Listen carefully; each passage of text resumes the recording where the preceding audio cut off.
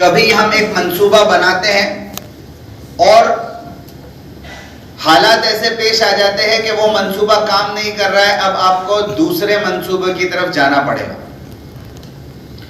इसकी बहुत उम्दा मिसाल अगर मैं सीरत से आपके सामने पेश करूं तो गज़वे बद्र का वाकया है।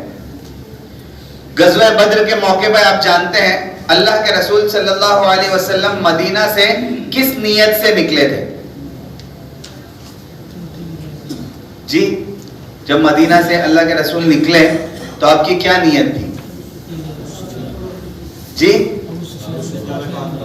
काफले के ऊपर हमला करने की नीयत से और काफले को लूटने की नीयत से, जो चूंकि उनका माल उन लोगों ने दबा रखा था मक्का में, इस नीयत से अल्लाह के रसूल काफले के लिए निकले थे।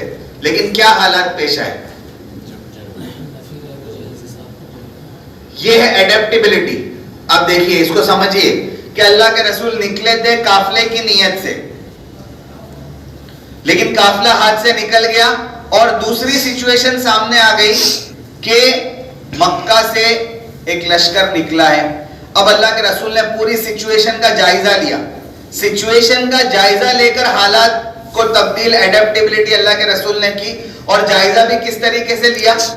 विजडम, अल्लाह के रसूल की हिकमत, जो नबूवत अल्लाह तबारक व तआला ने अल्लाह के रसूल सल्लल्लाहु अलैहि वसल्लम को अता की थी, उसके साथ जो हिकमत अल्लाह के रसूल को मिली थी, आपने वो पता है, वो जो बद्दू उनको मिले अल्लाह के रसूल को और बद्दू से जानना चाहा कि भाई कितना लश्कर है, वो बता नहीं रहे थे। और फिर अल्लाह के रसूल ने मालूम किया कि भाई कितने ऊंट ज़बा किए जाते हैं, और फिर पता चला और अल्लाह के रसूल ने लश्कर का, तो ये सिचुएशन को पहले रीड किया अल्लाह के रसूल ने कि ये सिचुएशन कैसी पैदा होने वाली है, कैसी, और उसका फिर मशवरा करने के लिए बैठे टीम। अल्लाह के रसूल सल्लल्लाहु अलैहि वसल्लम सहाबा के साथ बैठे, अंसार भी थे, मुहाजिरीन भी थे। अल्लाह के रसूल मालूम कर रहे हैं कि भाई क्या किया जाए, जंग की नौबत आ रही है। तो मुहाजिरीन ने जवाब दिया, अल्लाह के रसूल हम तैयार हैं। फिर अल्लाह के रसूल ने दोबारा पूछा, मुहाजिरीन ने जवाब दिया हम तैयार हैं। तीसरी मर्तबा पूछा तो मुहाजिरीन ने जवाब दिया हम तैयार हैं। अल्लाह के रसूल अंसार का जवाब सुनना चाह रहे थे। तो ये जो स्ट्रेटेजिक प्लानिंग अल्लाह के रसूल सल्लल्लाहु अलैहि वसल्लम ने की, ये एडेप्टेबिलिटी है कि निकले थे किसी और नियत से, सिचुएशन तब्दील हो गई और फिर पूरे हालात के तब्दील होने की वजह से मंसूबे को तब्दील करना पड़ा। इसका नाम है एडेप्टेबिलिटी। ये सेल्फ मैनेजमेंट में बहुत जरूरी होती है कि हालात अगर बदले तो कभी कभी ऐसा होता है कि हम एडेप्टेबल होने को तैयार नहीं होते। हम कहते हैं कि हमने इसी के लिए तैयारी की थी, अब हालात चाहे कुछ भी हो जाए हम यही करेंगे। यहां पर मसाइल पैदा हो जाते हैं। हमें हालात के मुताबिक जो चीज जरूरी होती है उसको करना पड़ता है। जैसे कि सीरत से मैंने आपके सामने मिसाल पेश की, इस चीज को अगर हम सामने रखेंगे सेल्फ मैनेजमेंट में हमें आसानी होगी। अकाउंटेबिलिटी, एहसास जिम्मेदारी, हमें इस बात का एहसास होना चाहिए कि हम अकाउंटेबल हैं, हमें जवाब देना पड़ेगा। और अक्सर हम इस बात की फिक्र में रहते हैं कि हमें जवाब देना पड़ेगा अपने बड़ों को। अगर हम इस बात की फिक्र में रहे कि हमें जवाब देना पड़ेगा अपने रब को, तो बड़ों को जवाब देना हमारे लिए आसान हो जाएगा। हम गोल इस तरीके से बनाएं कि कोई देख रहा है कि नहीं देख रहा है, अल्लाह हमें देख रहा है, ये चीज हमारे सामने आ जाएगी। अकाउंटेबिलिटी हमारे सामने अगर रहेगी तो हमारे लिए काम करना आसान हो जाएगा। हम बहुत सी मर्तबा इस वजह से काम नहीं कर पाते हैं क्योंकि कहीं ना कहीं शैतान हमारे दिलों में ये बात डालता है कि हम इतना ज्यादा काम कर रहे हैं, कोई देखने वाला नहीं है, कोई पूछने वाला नहीं है, कोई पीठ थपथपाने वाला नहीं है, कोई शाबाशी देने वाला नहीं है, और फिर हमारे काम में डीमोटिवेशन आ जाता है, हम काम नहीं कर पाते। लेकिन इसके लिए मैं अक्सर एक मिसाल देता हूँ हनी बी की, शहद की मक्खी। शहद की मक्खी हम सब जानते हैं। एक रोज शहद की मक्खी को एक परिंदा मिलता है और परिंदा उस शहद की मक्खी को कहता है कि तू सैकड़ों फूलों पर बैठती है, सैकड़ों फूलों पर बैठती है और एक एक रस का कतरा जमा करती है, शहद के छत्ते में जाकर डालती है, लेकिन फिर क्या नतीजा होता है? इंसान आता है, शहद का छत्ता चुरा कर ले जाता है, तुझे तकलीफ नहीं होती? अगर हमें और आपको ये सवाल किया जाए कि आप इतना काम करते, कोई पूछने वाला नहीं है, कोई पीठ थपथपाने वाला नहीं है, कोई आपकी हौसला अफजाई करने वाला नहीं, हालांकि हमारे पास है, इसके बावजूद कभी कभी शैतान हमारे दिलों में यह ख्याल डालता है जानबूझकर कि ये तरीका है इस आदमी को वरगलाने का, तो वो हमारे दिलों में यह ख्याल डालता है। और फिर जब कोई आकर हमें कहता है इतना काम करते हो तुम, क्या फायदा होता है? तो अगर शहद की मक्खी की जगह पर हम होते तो हम कहते हैं हाँ, मेरी मेहनत का कोई फायदा नहीं होता, इंसान चुरा कर ले जाता है, मैं कल से शहद बनाना ही बंद कर दूंगी। अगर शहद की मक्खी की जगह पर हम होते तो आज दुनिया शहद से महरूम हो गई होती। सही है या गलत जी? लेकिन शहद की मक्खी का जवाब सुनिए। जब वो परिंदा शहद की मक्खी को आकर ये कहता है कि क्या फायदा होता है, तुझे तकलीफ नहीं होती है, तो शहद की मक्खी जवाब देती है हाँ, वक्ती तौर पर मुझे तकलीफ होती है कि मेरी मेहनत जाया हो गई, वक्ती तौर पर मुझे तकलीफ होती है, लेकिन मैं फिर सोचती हूं कि इंसान आखिर चुरा चुरा के क्या चुरा सकता है? मेरा शहद ही चुरा सकता है। शहद बनाने का जो हुनर अल्लाह ताला ने मुझे दिया है, ये इंसान कभी नहीं चुरा सकता।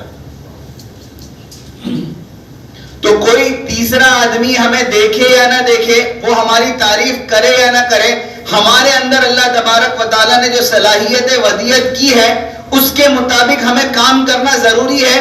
कोई इंसान हमें हौसला दे या ना दे, कल हमें अपने कामों का बदला अल्लाह जरूर देने वाला है। क्या हम इस बात से भी नाउम्मीद है कि अल्लाह तबारक व तआला हमें हमारे इखलास के साथ किए हुए कामों का बदला नहीं देगा?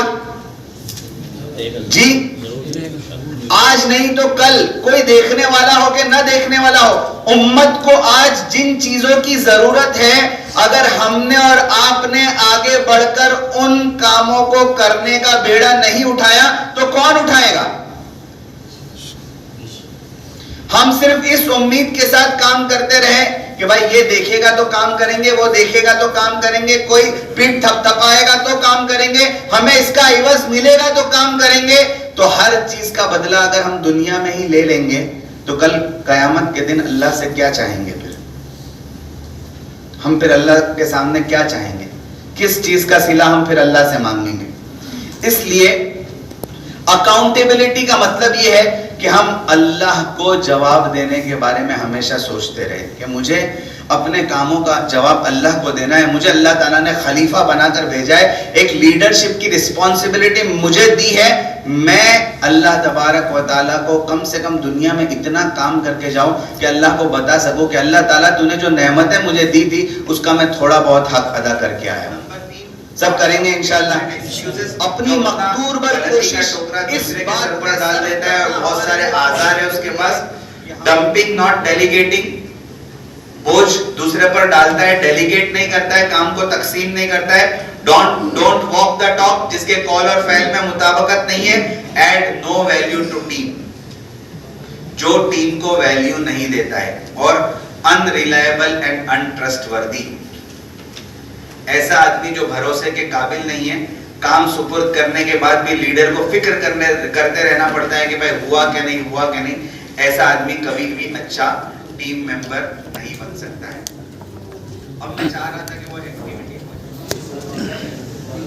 ये हम लोग एक गेम खेलेंगे जिसके अंदर टीम बिल्डिंग बताएगी। इसमें बुनियादी चीज जो आपको करनी है,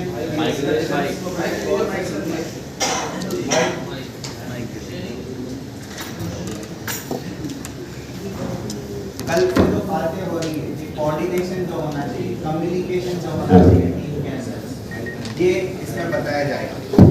कम्युनिकेशन, कोऑर्डिनेशन। पहले इंस्ट्रक्शंस को बहुत गौर से सुनिए, ठीक है?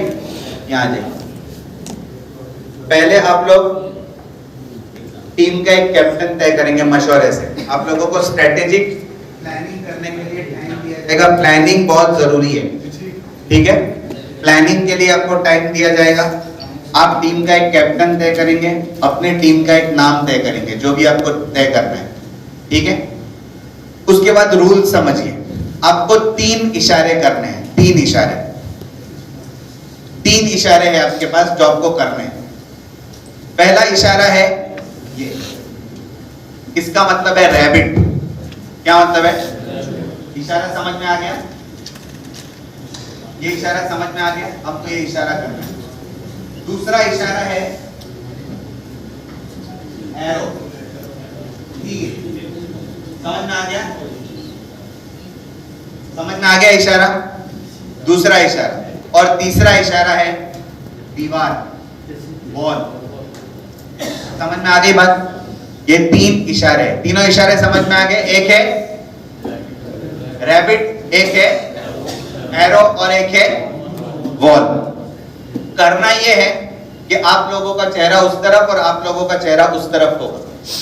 मैं 1 2 3 बोलूंगा तो आपको इस तरफ घूमना है फौरन, और एक इशारे के साथ घूमना है। कोई भी एक इशारा, चाहे आप ये करिए, चाहे आप ये करिए, चाहे आप ये करिए। दोनों टीम घूमेगी एक एक इशारे के साथ। सब एक टीम का एक ही इशारा होना चाहिए। कोऑर्डिनेशन आपके दरमियान होना चाहिए कि आपके इशारे सेम हो। इसने टीम के इस मेंबर ने अलग इशारा किया, इस मेंबर ने अलग इशारा किया, तो आपके नंबर कट हो जाएंगे, ये लोग को पॉइंट मिल जाएगा। आप में से किसी ने इशारा अलग किया तो ठीक है, समझ में आ गई? अब समझिए, आपने इशारा किया एरो का और आपने इशारा किया रैबिट का, तो एरो से रैबिट मर जाता है, समझे? तो पॉइंट इनको मिलेगा। समझ में आई बात?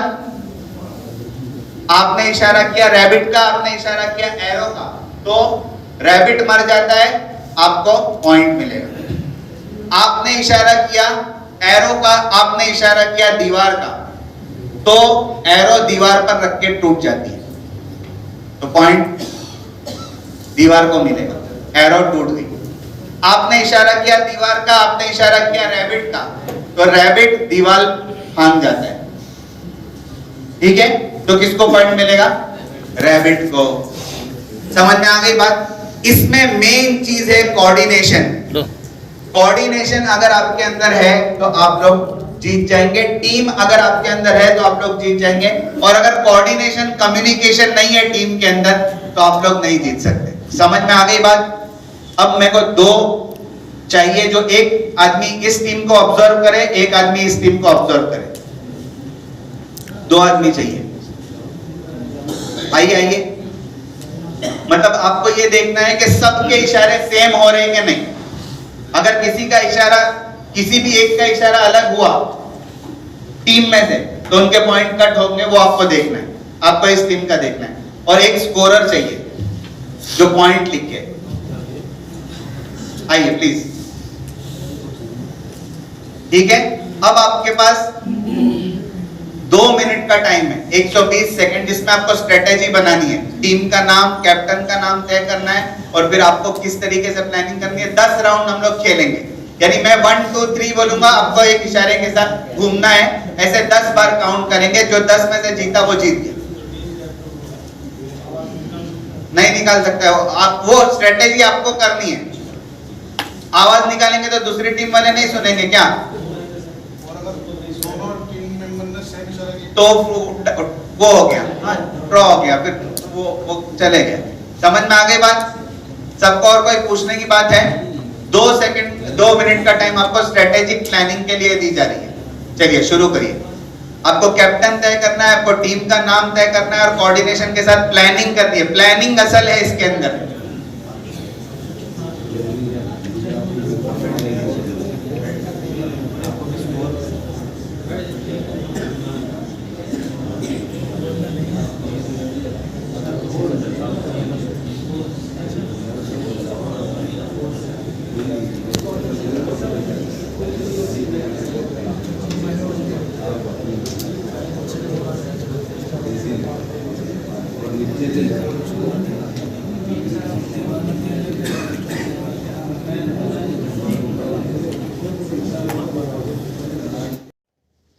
इंसानों के अलावा भी किसी के पास आईक्यू है? दूसरी चीज, ये काम के अंदर कितनी मेहनत मतलूब है। दुनिया में कितनी मखलूकात है और उन मखलूकात को जमा करना, उसमें आइडेंटिफाई करना कि किसके अंदर ये सलाहियत अल्लाह तबारक व तआला ने वदियत की है, और फिर उसको टेस्ट करना, उसके बारे में रिसर्च करना, ये कितनी मेहनत की चीज है। और इस काम को दुनिया में लोग कर रहे हैं। अब ये रिसर्च करते तो कैसे किया, जैसे कि इन्होंने एक आईना रखा और फिर जानवर को आईना दिखाया, उसने आईना देखा, फिर आईना उसके सामने से हटा दिया गया, फिर एक बड़ा सा लाल निशान उसके पेशानी पे कर दिया, फिर दोबारा उसको आईना दिखाया।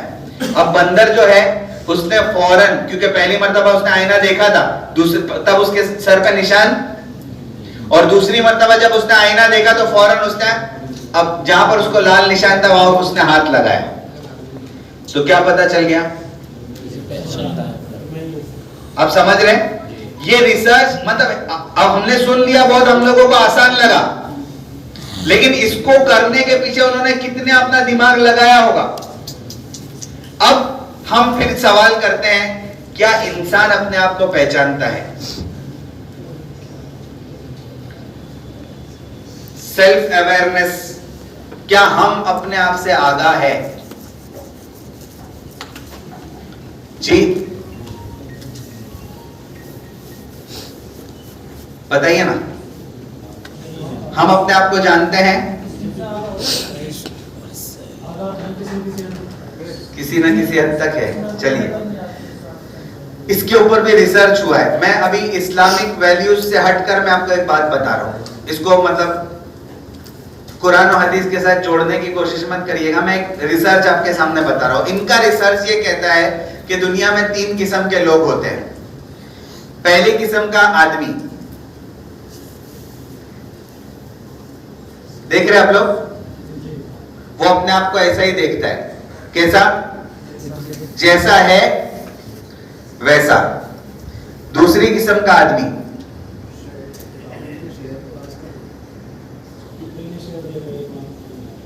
समझ में आई बात?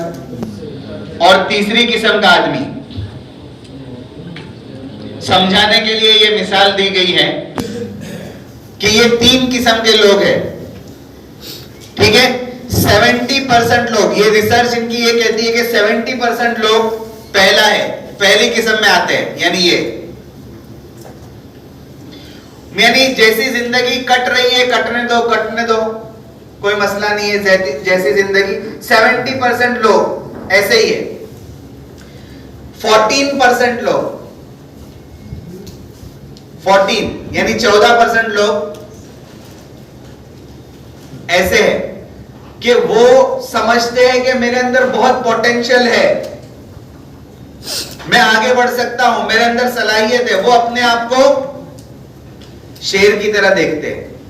बिल्ली अपने आप को शेर की तरह देखती है, और वो आदमी जब सेल्फ अवेयर होगा अपनी सलाहियतों के बारे में कि भाई मैं इस हद तक जा सकता हूं, तब वो आगे बढ़ेगा।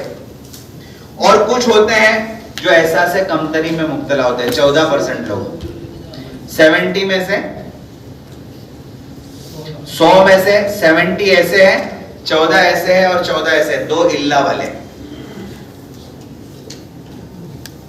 समझ में आई बात? ये इनका रिसर्च कहता है। और कहीं ना कहीं अगर आप इसको इस्लामिक पर्सपेक्टिव, इस्लामिक नजरिए से भी देखेंगे तो कुछ ना कुछ इसकी हकीकत आपके सामने आएगी। और एक तस्वीर के जरिए से मैं आपको बताता हूं।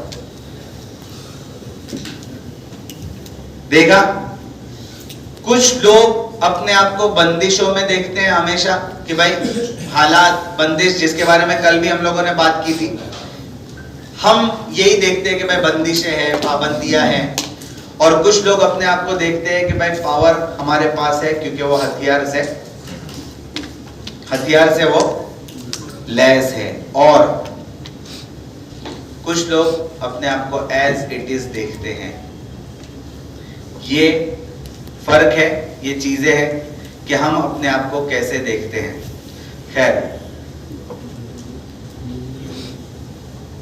ये उसका पूरा प्रेजेंटेशन है, सेल्फ अवेयरनेस से रिलेटेड जो प्रेजेंटेशन है। खैर, इसके बारे में हम लोगों को अभी बात नहीं करनी थी, लेकिन ये सेल्फ अवेयरनेस की बात हमारे टॉपिक में आई इस वजह से हम लोगों ने इसके बारे में बात की कि भाई ये सेल्फ अवेयरनेस हकीकत में होता कैसे है। अब हम अपना अपना जायजा ले ले, खुद अपने अपने बारे में सोच ले, अपने बारे में देख ले कि भाई हम अपने आप को कैसा पाते हैं।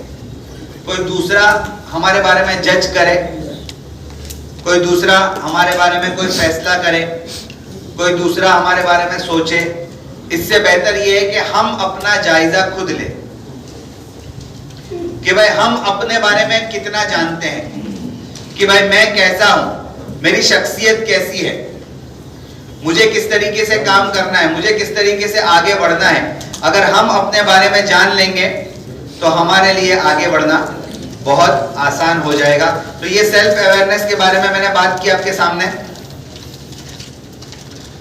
हम लोग लीडरशिप के मॉडल्स को देख रहे थे, सेल्फ अवेयरनेस। इसके बाद का जो मॉडल है वो है एग्जाम्पलरी लीडरशिप। जेम्स कोजेस और बैरी पॉजनर, इन लोगों ने इस लीडरशिप के मॉडल को डेवलप किया और पेश किया। और जिस किताब में इन्होंने इस मॉडल को पेश किया उसका नाम है लीडरशिप चैलेंज। 1987 में ये किताब मार्केट में आई। और इस मॉडल का जो कोर है वो है डायनामिक्स ऑफ रिलेशनशिप। यानी लीडरशिप का मतलब है ताल्लुकात को उस्तवार रखने वाला आदमी, जो ताल्लुकात रिलेशनशिप को ठीक तरीके से निभा सके, वो आदमी लीडर हो सकता है। और कुरान की आयत मैंने यहाँ पर जिक्र की है, अल्लाह के रसूल सल्लल्लाहु अलैहि वसल्लम को जो कहा गया कि अल्लाह ताला ने आपको नरम क्यों बनाया। वलौ कुन्त फद्दन गलीज़न, जो पूरी आयत है वो क्या बताती है, क्यों अल्लाह तबारक व तआला ने खास तौर पर अल्लाह के रसूल को इस सिफत से नवाजा। तो ये रिलेशनशिप को मेंटेन करने के लिए चीज होती है। रिलेशनशिप को मेंटेन करने के लिए जरूरी है कि हम ऐसे हो जाए कि लोग हमसे वाबस्ता रहे, और इसमें बैलेंस जरूरी है। जो शेर में बात कही गई है, न इतना मीठा बन कि चट कर जाए भूखे, और न इतना कड़वा बन कि जो चखे वो थूके। दोनों में मेंटेन करना बहुत जरूरी है। अगर मेंटेन हम कर पाए रिलेशनशिप को, जो जरूरी है, फर्म बात हम पेश कर पाए, तो हम लीडरशिप के लिए तैयार हो सकते हैं। इसके बाद है situational leadership. Adjusting the style, किस वक्त किस चीज की जरूरत है उसके एतबार से काम करना। देखिए यहां पर जो डायग्राम है बहुत अहम डायग्राम है। अगर आपको नीचे का डायग्राम दिख रहा है, बहुत अहम डायग्राम है ये। फॉलोअर्स जो होते हैं वो चार किस्म की उनके अंदर क्वालिटी होती है। सबसे पहले unable and unwilling. Unable and unwilling क्या मतलब इसका, कि जो काबिल भी नहीं है और उसके अंदर काम करने का इरादा भी नहीं है। यानी वो इरादे से भी खाली है और काबिलियत से भी खाली है। पहली किस्म का आदमी अनएबल एंड अनविलिंग। दूसरा आदमी अनएबल बट विलिंग, काबिल नहीं है लेकिन इरादा उसका है। तीसरा आदमी एबल बट अनविलिंग, काबिल है लेकिन इरादा नहीं है। और चौथी किस्म का आदमी एबल एंड विलिंग, जो काबिल भी है और उसके अंदर इरादा भी है। अब नीचे जो लिखा है आपको नजर आ रहा है, आप करीब आकर देख लीजिए अगर आपको नजर नहीं आ रहा है तो। ये जो डायग्राम है ये बहुत अहम डायग्राम है। पहली किस्म का आदमी जो है, जो अनएबल एंड अनविलिंग है, इसको हाथ पकड़कर ले जाना पड़ेगा मंजिल तक। दूसरी किस्म का आदमी है जो अनएबल है लेकिन उसके अंदर इरादा है। High task and relationship orientation, यानी इसको ताल्लुक कायम करके इसके पास से काम करवाना पड़ेगा। तीसरी किस्म का आदमी जो एबल है एंड अनविलिंग, जो काबिल है लेकिन उसके अंदर इरादे की कमी है, उसको सपोर्टिव रोल उसके साथ अदा करना पड़ेगा। और चौथी किस्म का आदमी जो एबल भी है और विलिंग भी है, इसकी मॉनिटरिंग करती रहनी पड़ेगी, यानी इसके ऊपर नजर रखते रहनी पड़ेगी। हर किस्म के आदमी के अंदर अलग अलग क्वालिटीज होती है और उसके साथ अलग अलग, एक ही लकड़ी से सबको हाँका नहीं जा सकता है। जो हमने पहले बहुत बचपन में मुहावरा सुना था, वो टीम वर्क के वक्त और लीडरशिप के वक्त जरूरी होता है कि कौन सी किस्म का आदमी कैसा है, उसके साथ कैसे काम करना है। आगे चलिए, ट्रांसफॉर्मेशनल लीडरशिप। और ये लीडरशिप का जो मॉडल है, जेम्स मैकग्रेगोर बर्न्स ने इस लीडरशिप के मॉडल को पेश किया था और जिस किताब में पेश किया उसका नाम है लीडरशिप। 1978 में इस किताब को लिखा गया था और इस किताब की, यानी इस लीडरशिप के मॉडल की असल जो है वो है किसी के पास आईक्यू है। दूसरी चीज, ये काम के अंदर कितनी मेहनत मतलूब है, दुनिया में कितनी मखलूकात है और उन मखलूकात को जमा करना, उसमें आइडेंटिफाई करना कि किसके अंदर ये सलाहियत अल्लाह तबारक व तआला ने वदियत की है और फिर उसको टेस्ट करना, उसके बारे में रिसर्च करना, ये कितनी मेहनत की चीज है और इस काम को दुनिया में लोग कर रहे हैं। अब ये रिसर्च करते तो कैसे किया, जैसे कि इन्होंने एक आईना रखा और फिर जानवर को आईना दिखाया, उसने आईना देखा, फिर आईना उसके सामने से हटा लिया गया, फिर एक बड़ा सा लाल निशान उसके पेशानी पे कर दिया, फिर दोबारा उसको आईना दिखाया। अब बंदर जो है उसने फौरन, क्योंकि पहली मर्तबा उसने आईना देखा था, तब उसके सर पे निशान, और दूसरी मर्तबा जब उसने आईना देखा तो फौरन उसने, अब जहां पर उसको लाल निशान था वहां उसने हाथ लगाया, तो क्या पता चल गया? आप समझ रहे हैं? ये रिसर्च, मतलब अब हमने सुन लिया, बहुत हम लोगों को आसान लगा, लेकिन इसको करने के पीछे उन्होंने कितने अपना दिमाग लगाया होगा। अब हम फिर सवाल करते हैं, क्या इंसान अपने आप को पहचानता है? सेल्फ अवेयरनेस, क्या हम अपने आप से आगाह है? जी बताइए ना, हम अपने आप को जानते हैं? किसी न किसी हद तक है। चलिए, इसके ऊपर भी रिसर्च हुआ है। मैं अभी इस्लामिक वैल्यूज से हटकर मैं आपको एक बात बता रहा हूं, इसको मतलब कुरान और हदीस के साथ जोड़ने की कोशिश मत करिएगा, मैं एक रिसर्च आपके सामने बता रहा हूं। इनका रिसर्च ये कहता है कि दुनिया में 3 किस्म के लोग होते हैं। पहली किस्म का आदमी, देख रहे हैं आप लोग, वो अपने आप को ऐसा ही देखता है। कैसा? जैसा है वैसा। दूसरी किस्म का आदमी,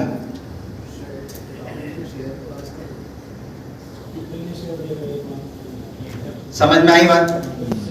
और तीसरी किस्म का आदमी, समझाने के लिए ये मिसाल दी गई है कि ये 3 किस्म के लोग हैं, ठीक है?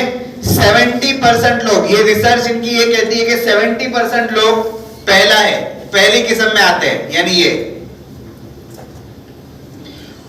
जैसी जिंदगी कट रही है कटने दो, कटने दो, कोई मसला नहीं है, जैसी जिंदगी। 70% लोग ऐसे ही है। 14% लोग, 14 यानी 14% लोग ऐसे है कि वो समझते हैं कि मेरे अंदर बहुत पोटेंशियल है, मैं आगे बढ़ सकता हूं, मेरे अंदर सलाहियत है। वो अपने आप को शेर की तरह देखते हैं। बिल्ली अपने आप को शेर की तरह देखती है, और वो आदमी जब सेल्फ अवेयर होगा अपनी सलाहियतों के बारे में कि भाई मैं इस हद तक जा सकता हूं, तब वो आगे बढ़ेगा। और कुछ होते हैं जो एहसास कमतरी में मुब्तला होते हैं, 14% लोग। 70 में से 100 में से 70 ऐसे हैं, 14 ऐसे हैं और 14 ऐसे हैं, 2 इल्ला वाले। समझ में आई बात? ये इनका रिसर्च कहता है। और कहीं ना कहीं अगर आप इसको इस्लामिक पर्सपेक्टिव, इस्लामिक नजरिए से भी देखेंगे तो कुछ ना कुछ इसकी हकीकत आपके सामने आएगी। और एक तस्वीर के जरिए से मैं आपको बताता हूं। देखा, कुछ लोग अपने आप को बंदिशों में देखते हैं हमेशा कि भाई हालात, बंदिश, जिसके बारे में कल भी हम लोगों ने बात की थी, हम यही देखते हैं कि भाई बंदिशें हैं, पाबंदियां हैं। और कुछ लोग अपने आप को देखते हैं कि भाई पावर हमारे पास है, क्योंकि वो हथियार से वो लैस है। और कुछ लोग अपने आप को एज इट इज देखते हैं। ये फर्क है, ये चीजें हैं कि हम अपने आप को कैसे देखते हैं। खैर,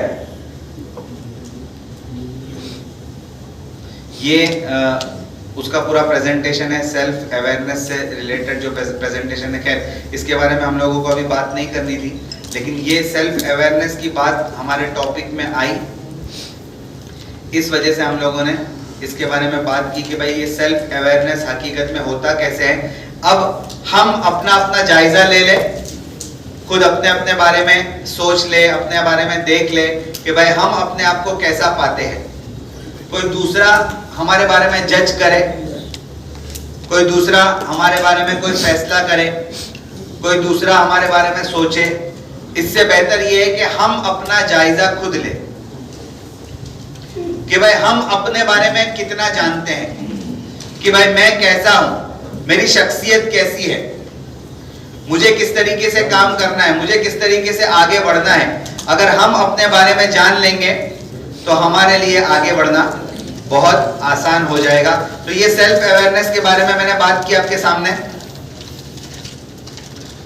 हम लोग लीडरशिप के मॉडल्स को देख रहे थे, सेल्फ अवेयरनेस। इसके बाद का जो मॉडल है वो है एग्जाम्पलरी लीडरशिप। जेम्स कोजेस और बैरी पॉजनर, इन लोगों ने इस लीडरशिप के मॉडल को डेवलप किया और पेश किया।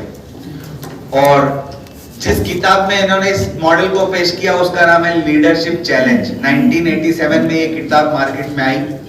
और इस मॉडल का जो कोर है वो है डायनामिक्स ऑफ रिलेशनशिप। यानी लीडरशिप का मतलब है ताल्लुकात को उस्तुवार रखने वाला आदमी, जो ताल्लुकात, रिलेशनशिप को ठीक तरीके से निभा सके, वो आदमी लीडर हो सकता है।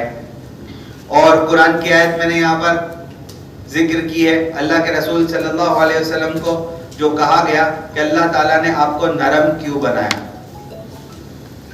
वलौ कुन्त फद्दन गलीज़न, जो पूरी आयत है वो क्या बताती है, क्यों अल्लाह तबारक व तआला ने खास तौर पर अल्लाह के रसूल को इस सिफत से नवाजा।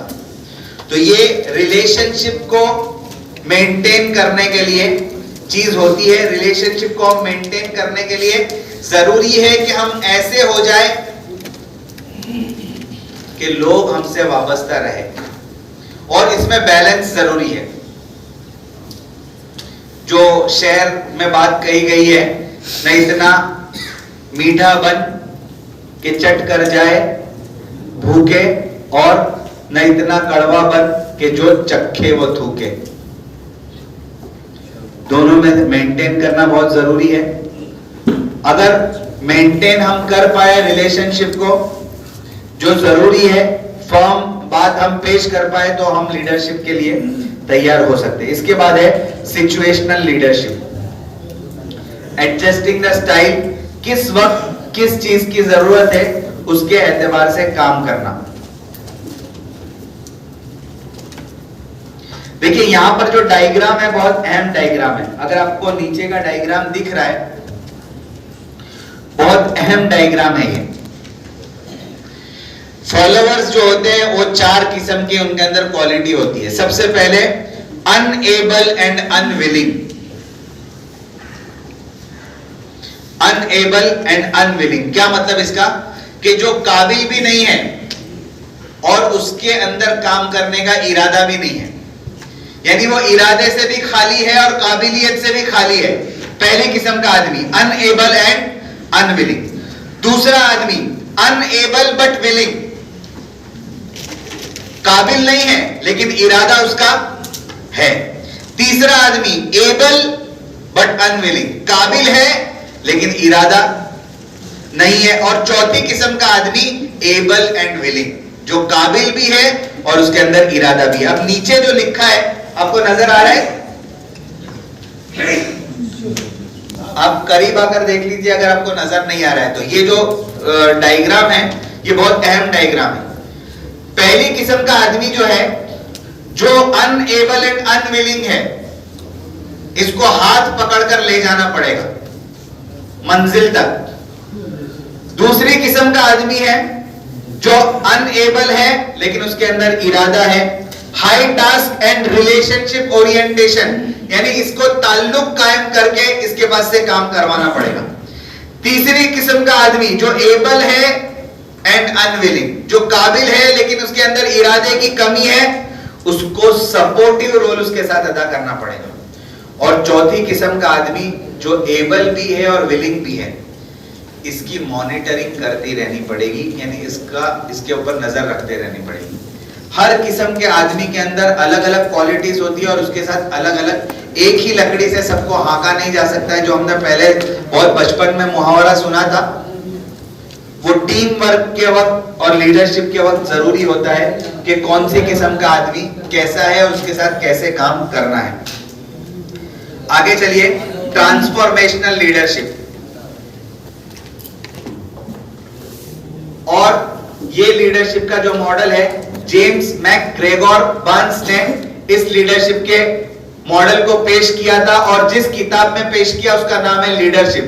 1978 में इस किताब को लिखा गया था और इस किताब की, यानी इस लीडरशिप के मॉडल की असल जो है वो है कामयाबी मिलने के बाद नाकामी मिलने की वजह से बहुत सारे लोग हिम्मत हार जाते हैं, लेकिन ये मास्टरी पाने के लिए part and parcel of life है। ये समझ के चलना चाहिए कि हमेशा तसलसल के साथ आपको कामयाबी नहीं मिलते रहेगी।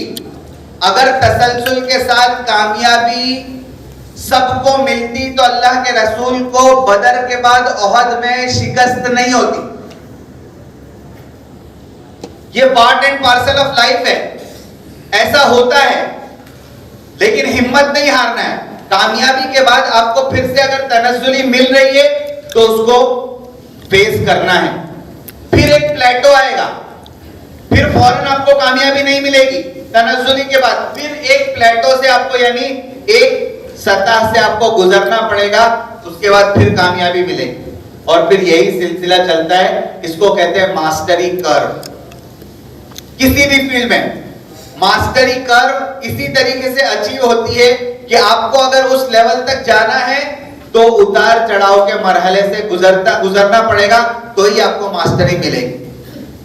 और सबसे बुनियादी चीज, आपको मशक्कत बर्दाश्त करनी पड़ेगी। मास्टरी हासिल करने के लिए आपने जितनी मशक्कत बर्दाश्त की, जितनी मेहनत की, जितने एफर्ट्स लगाए, उतनी ज्यादा उस चीज में मास्टरी मिलेगी। इसको और एक तरीके से समझिए। मैंने आपको एक किताब बताई थी मास्टरी, ईट दैट फ्रॉग के साथ एक और किताब थी मास्टरी। उसमें एक स्टोरी बताई है, 4 हॉर्सेस की स्टोरी है वो। 4 हॉर्स नजर आ रहे हैं आपको? बहुत गौर से सुनिएगा। उस किताब में ये बताया है कि मास्टरी जो है अचीव करने के लिए मेहनत करनी पड़ती है, और उसको एक स्टोरी के जरिए से समझाया कि 4 किस्म के घोड़े होते हैं, 4 किस्म के हॉर्सेस होते हैं। पहला हॉर्स, पहली किस्म का घोड़ा वो होता है जो अपने राइडर यानी अपने सवार के इशारे से समझ जाता है कि मेरा सवार मुझे दाएं घुमाना चाहता है, बाएं घुमाना चाहता है या जंप करवाना चाहता है। ये पहली किस्म का घोड़ा है जो अपने राइडर के इशारे से समझ जाता है कि मेरा राइडर, मेरा सवार मुझसे क्या चाह रहा है। पहली किस्म समझ में आई? दूसरी किस्म का घोड़ा, राइडर जब उस घोड़े को चाबुक मारता है तब वो समझता है कि मेरा राइडर मुझसे क्या चाह रहा है, दाएं घुमाना चाहता है, बाएं घुमाना चाहता है या जंप करवाना चाहता है। दूसरी किस्म का घोड़ा। तीसरी किस्म का घोड़ा, दूसरी और तीसरी किस्म में बहुत बारीक सा फर्क है। तीसरी किस्म का घोड़ा वो है जब उसकी चमड़ी चाबुक के दर्द को महसूस करती है तब वो समझता है कि मेरा राइडर मुझसे क्या चाहता है। दूसरी और तीसरी किस्म में फर्क है। एक है चाबुक का पड़ जाना और दूसरा चाबुक के पड़ने के बाद चमड़ी के दर्द को महसूस करना, उसके बाद समझ में आता है, यानी देर लगती है समझने में, जो कहना चाह रहा हूं। दूसरा चाबुक पड़ते ही समझता है, तीसरा चाबुक का दर्द जब चमड़ी महसूस करती है तब समझता है। और चौथी किस्म का घोड़ा बहुत ही ढीठ है, जब चाबुक का असर हड्डियों तक महसूस होता है तब वो समझता है कि मेरा राइडर मुझसे क्या चाह रहा है। चारों में फर्क समझे? पहला सिर्फ इशारे से समझता है, दूसरा चाबुक पड़ने के बाद समझता है, तीसरा चमड़ी जब दर्द महसूस करती है तब समझता है, और चौथा हड्डी जब दर्द महसूस करती है तब समझता है। Now the question is, which horse is the best horse? कौन सा घोड़ा सबसे अच्छा घोड़ा है?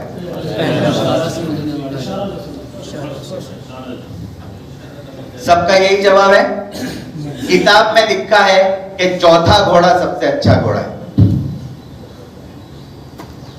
और वजह यह बताई है कि उसने किसी चीज को सीखने के लिए हड्डी तक मशक्कत महसूस की है, वो कभी उस चीज को दोबारा भूलेगा नहीं।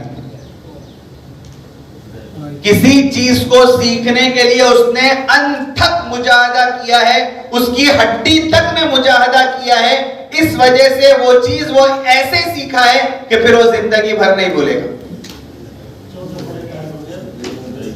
ये चौथा घोड़ा है जिसने मेहनत की किसी चीज को सीखने के लिए, और इसीलिए कहा जाता है बगैर मशक्कत के जो चीज आती है उसकी कदर नहीं होती,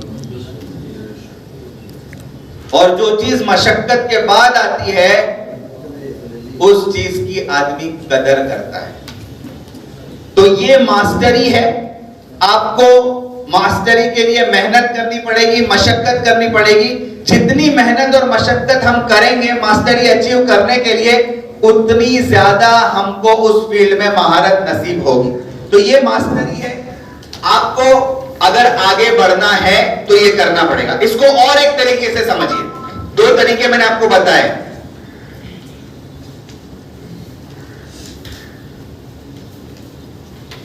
बहुत अहम चीज है, और ये बड़ी बड़ी मैनेजमेंट की स्कूल्स में और ऑर्गेनाइजेशंस में सिखाया जाता है।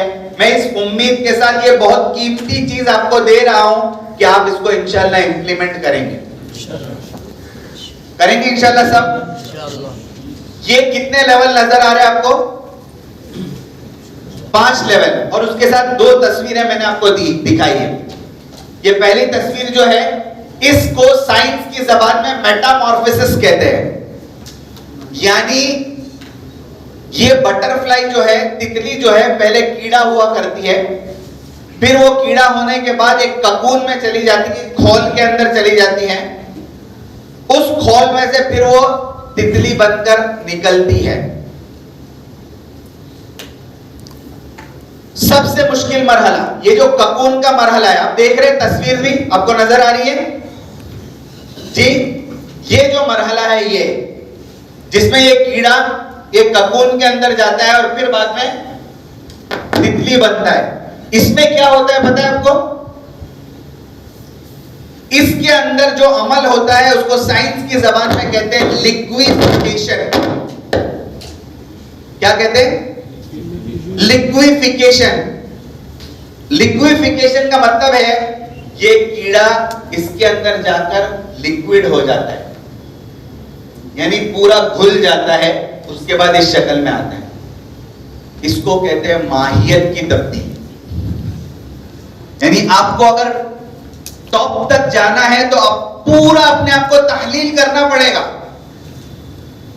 हमारा मिजाज वो करना नहीं चाहता है, मेहनत और मशक्कत करना नहीं चाहता है, लेकिन आपको इस जानवर को अल्लाह ताला ने ये सलाहियत दी है कि वो सोचता है कि अगर मुझे रेंगने की तकलीफ को दूर करके उड़ने का मजा लेना है तो उस लिक्विफिकेशन के मरहले से गुजरना पड़ेगा, उस मुजाहदे से, उस मशक्कत से गुजरना पड़ेगा, तो मैं रेंगने से उड़ने तक का सफर तय कर सकूंगा, वरना नहीं होगा।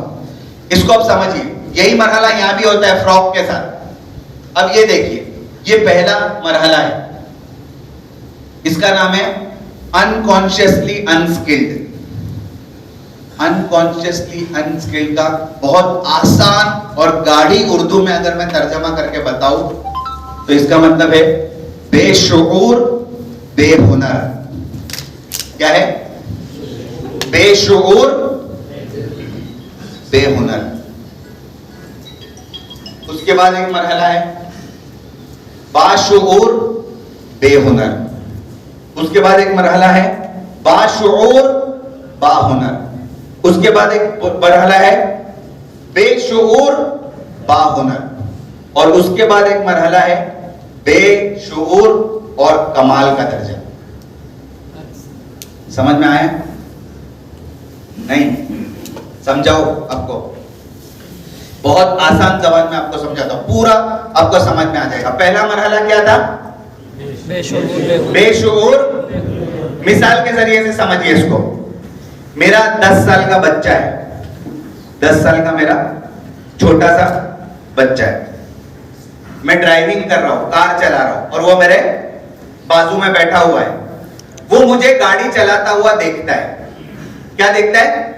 थोड़ा साथ में बोलिए ना, जल्दी जल्दी हो जाए। क्या देखता है? गाड़ी चलाता हुआ मुझे देखता है।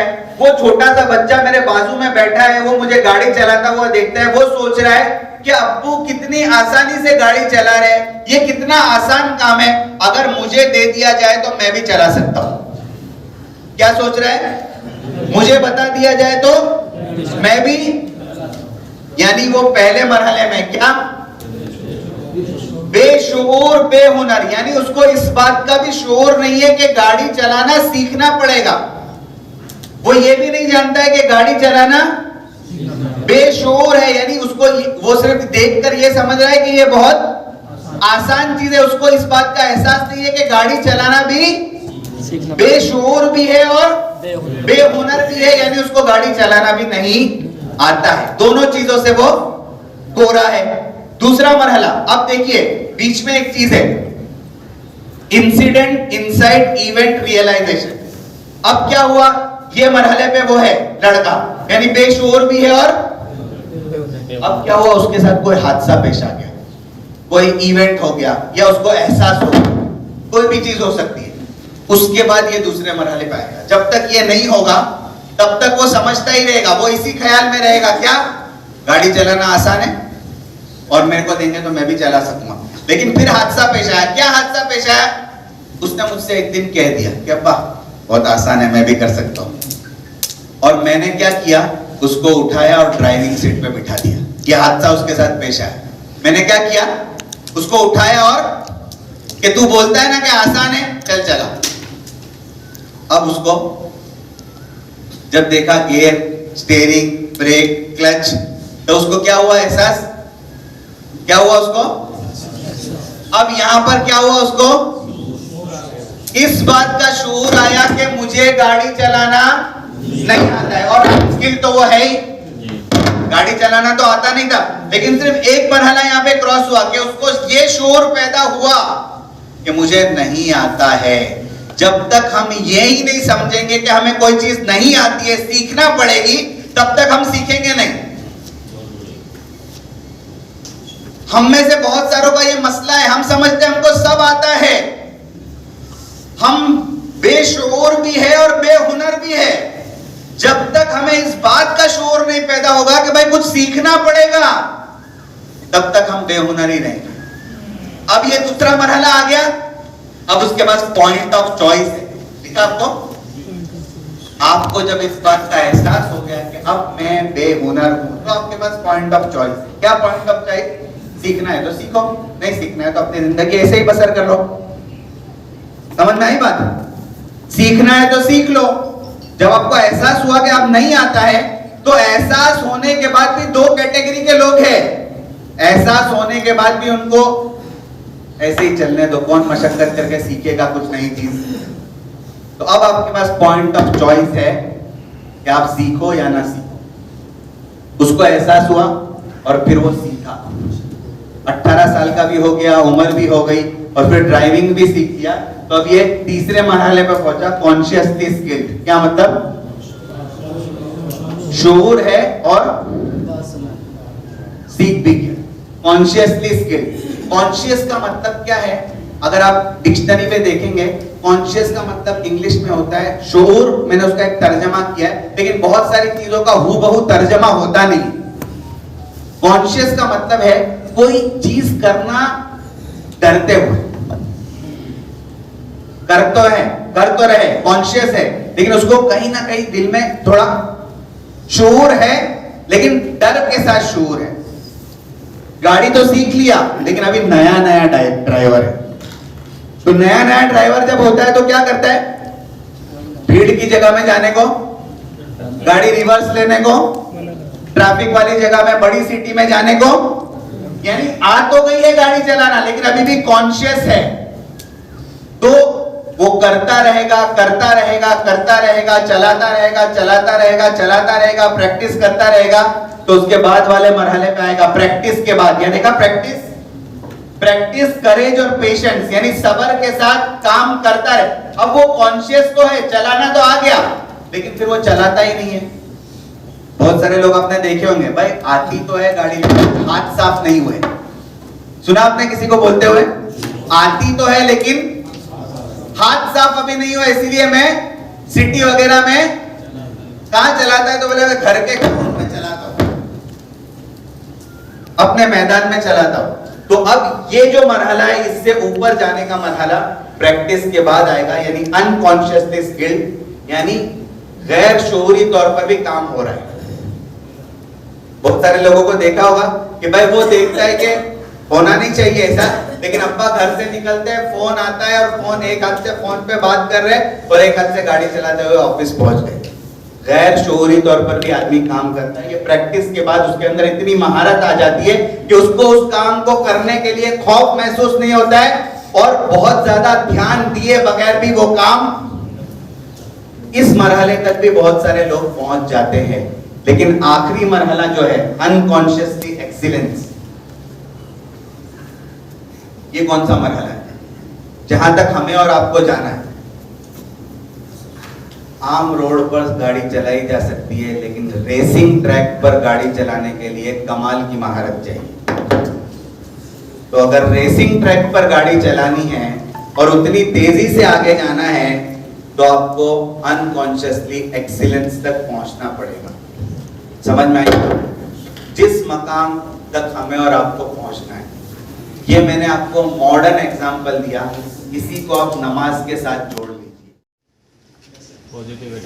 पॉजिटिव एटीट्यूड, ये 10 P है जो ऑर्गेनाइजेशन को चलाने के लिए आपके पास होने चाहिए। मैं जल्दी बताऊंगा 10 P। पहले आप 10 P को एक मर्तबा सुन लीजिए, फिर मैं एक एक करके बताऊंगा। पहला P है पर्पस, पर्पस का मतलब होता है मकसद।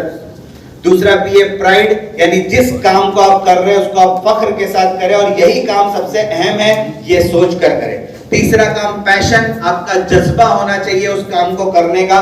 जज्बा जितना गहरा और जितना अच्छा होगा, उस काम को आप उतना अच्छे से कर सकेंगे। चौथी चीज है प्लानिंग, मंसूबाबंदी। पांचवी चीज है पॉलिसी होनी चाहिए काम को करने की। छठी चीज है प्रोसेस, यानी उसका एक अमल होना चाहिए, प्रोसेस, उसके जरिए से काम होना चाहिए। सातवीं चीज है प्रोसीजर, यानी तरीक़ेकार। देखिए, प्लानिंग, पॉलिसी, प्रोसेस और प्रोसीजर, ये इंटर रिलेटेड चीजें हैं, लेकिन थोड़ा थोड़ा फर्क सबके अंदर है। मैं आपको बताऊंगा।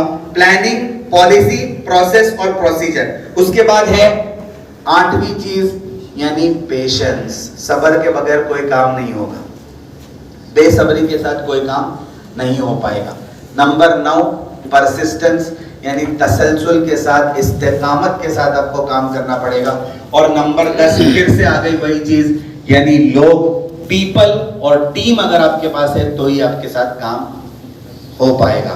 तो ये 10 P है, purpose, pride, passion, planning, policy, process, procedure, patience, persistence and people. मकसद, फख्र होना चाहिए, जज्बा, मंसूबाबंदी, पॉलिसी, अमल, तरीक़ेकार, सब्र, इस्तेकामत और लोगों की एक जमात आपके साथ हो, तब जाकर आप काम कर पाएंगे। अब इसको मैं थोड़ी थोड़ी तफसील के साथ आपके सामने बताता चलूं। पर्पस, मकसद आपके साथ सामने होना चाहिए। गुज़िश्ता कल मैंने जिस आयत से बात को शुरू की थी, कुंतुम खैरा उम्मतिन, हमारे पास अम्र बिल मारूफ और नहीं अनिल मुनकर का मकसद है, और इससे बढ़कर मकसद, बड़ा मकसद कोई हो नहीं सकता। इसको हम सामने रखे। अब इसकी तफसीलात है, लेकिन अब मेरे पास वक्त कम है, मैं इसकी तफसीलात में नहीं जाता हूँ। बस ये बात आप सामने रखिए कि पर्पस और मकसद आपका बड़ा होना चाहिए, विजन आपका बड़ा होना चाहिए, तब जाकर आप काम कर पाएंगे। दूसरी चीज है प्राइड। आपको अपने काम पर फख्र होना चाहिए। अगर प्राइड नहीं है, आप अपने कामों को करने में कहीं पर भी शर्म और झिझक महसूस करते हैं, तो आपसे काम नहीं हो पाएगा। आपको अपने काम में झिझक महसूस हो रही है, शर्म महसूस हो रही है कि ये क्या काम मैं कर रहा हूं, आपसे काम नहीं हो पाएगा जब तक आपको अपने काम से, इसको कहते हैं प्राइड ऑफ प्रोफेशन, अपने काम से मोहब्बत होना। और इस दर्जे की मोहब्बत होना, इस दर्जे की मोहब्बत होना कि अगर आप झाड़ू भी मार रहे हैं तो झाड़ू मारने का काम आप इतने अच्छे से करें, इतने अच्छे से करें कि वहां से गुजरने वाले 10 आदमी ये कहते हुए गुजरे कि भाई यहां पर जिसने झाड़ू मारी है उसने बेहतरीन काम किया। जो काम आपको दिया है, आपको उस काम में इतनी दिलचस्पी हो, उस काम पर आपको इतना फख्र हो कि आप उस काम को बेहतर तरीके से अंजाम देने वाले हो जाए। ये प्राइड अगर आपके पास है तो आप कर सकेंगे। और हमारे पास प्राइड की चीज है कि अल्लाह के रसूल को अल्लाह तबारक व तआला ने जिस काम के लिए मबऊस किया था, वारिस, नबी के वारिस होने के एतबार से वो काम हमें भी अता किया है। उलमा की जो जमात है, जमीयत उलमा जो है, हमें भी वही काम अता किया गया है। इससे बढ़कर कोई काम हो नहीं सकता। ये प्राइड हमें होना चाहिए। तीसरी चीज है पैशन, जज्बा। देखिए, पहली जो 3 चीज मैंने आपको बताई ना, क्या क्या है? पर्पस, प्राइड और पैशन। ये 3 चीजें अगर आपके पास है, बाकी कोई चीज आपके पास नहीं है तो भी आपसे काम होगा। आपके पास मकसद है, आपको अपने काम में फख्र महसूस होता है, और आपके पास पैशन है काम करने का, तो आप काम करेंगे। एक वीडियो फिर से दिखाओ, देखेंगे। यानी टीम है, फिर से मैं आपको स्पोर्ट्स का ही वीडियो दिखा रहा हूं है, लेकिन अब हटकर माजूरों की टीम है। सब माजूर है, लेकिन फिर भी वो किस हद तक पैशन के साथ, जज्बे के साथ काम कर रहे, एफर्ट्स लगा रहे, उसको गौर से देखिए आप।